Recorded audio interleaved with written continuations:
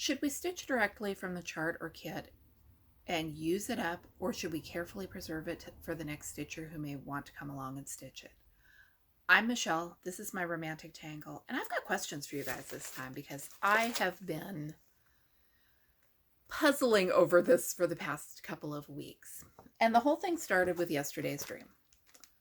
I want to stitch this. I want to stitch this soon. And the question is, do I stitch it directly from the chart, which I bought for $0.10 at the Friends of the Library book sale?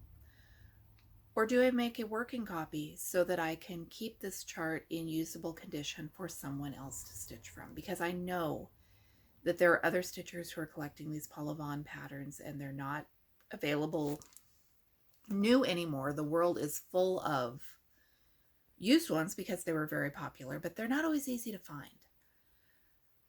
So what do I do with this?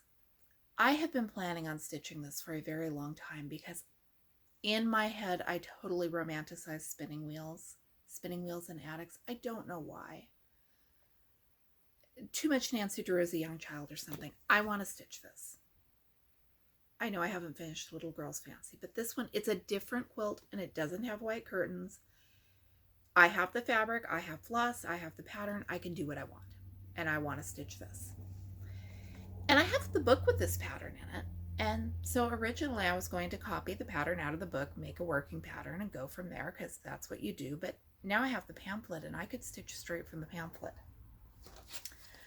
From my experience with Little Girl's Fancy, I know that if you stitch from these pamphlets, because there is a fold down the middle,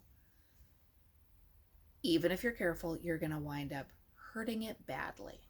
I've been stitching directly from the chart, and as you can see where it has been folded and refolded, the symbols are just obliterated.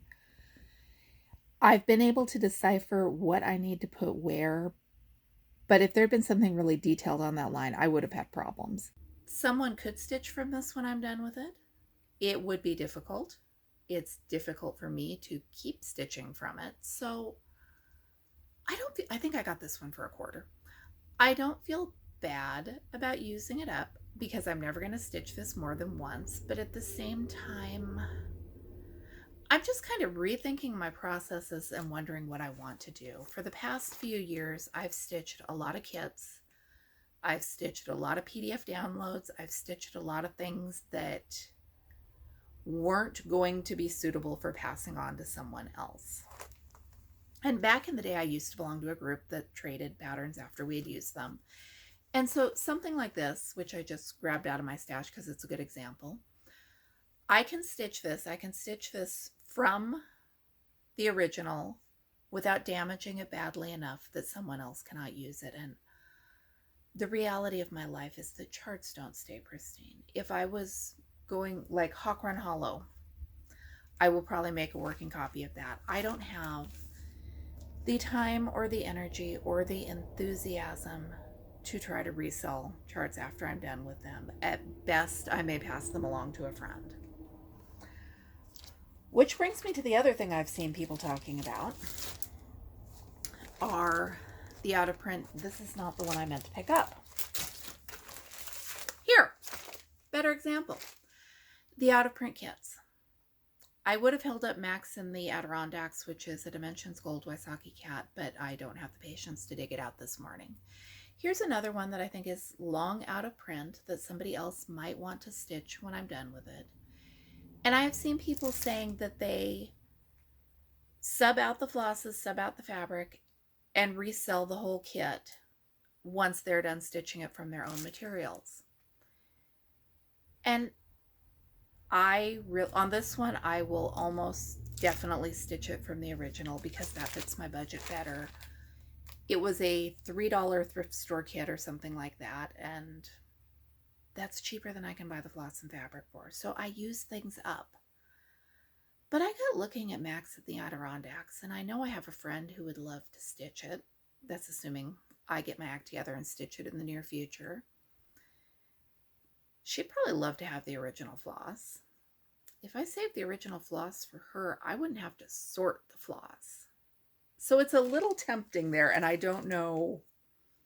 I'm not starting it soon. I don't know what I'm going to do. I have the idea in the back of my head.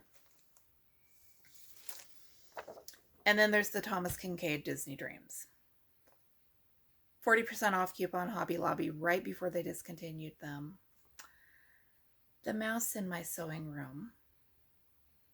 Apparently new, and historically, they know what's discontinued. They know what I want to stitch, and that is what they go for. They're not going to go for a 30-year-old quilting magazine. So it's damaged. It's not so damaged that I can't stitch it.